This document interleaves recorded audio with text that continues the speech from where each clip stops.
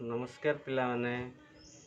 आज उद्भिदर विभिन्न अंशर गठन और कार्य पाठरू उद्भिदर विभिन्न अंश विषय बुझेबी।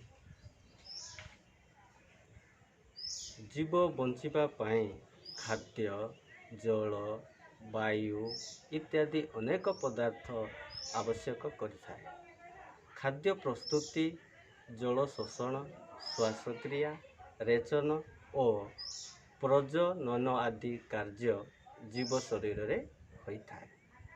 एही सबु कार्य निमंते जीव देहरे विभिन्न अंश रहिछि।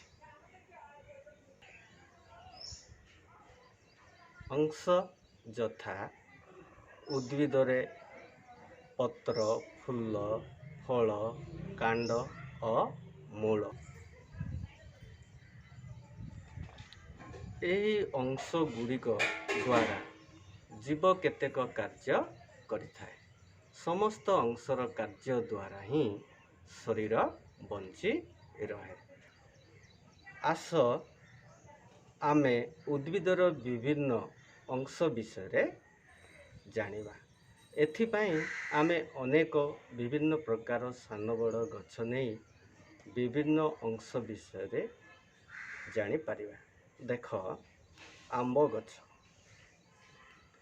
विभिन्न प्रकार सान बड़ गछरे बा एथिरे पत्र, फूल, फल, कांड बा गंडी और मूल चिन्हि पारिबा।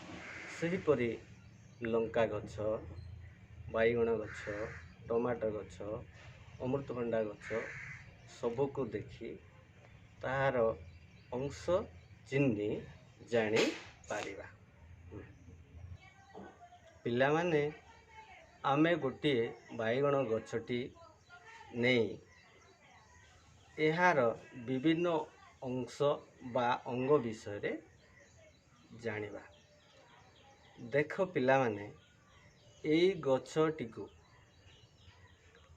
एही गछरे मूल अछि जेउटी की माटी रे लागी रहिछि। एहा गछर मूल अटे।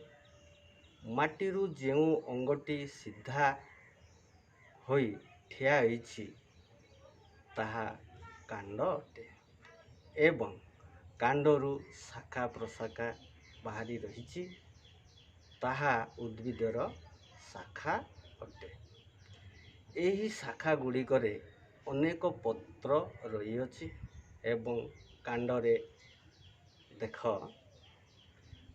फूल फुटिछि। यह सबु उद्भिदर फूल अटे ओ कांडरे केते सुंदर फल फलिछि। यह उद्भिदर फल अटे। उद्भिदर एही सबु अंश गुड़िक गछ पाई अनेक प्रकार कार्य करिथांती। तेणु उद्भिदर एही सबु अंग बा अंश उद्भिद को बंची रहिबारे साहाय्य करिथांती। उद्भिदर विभिन्न अंश विषय जानिल।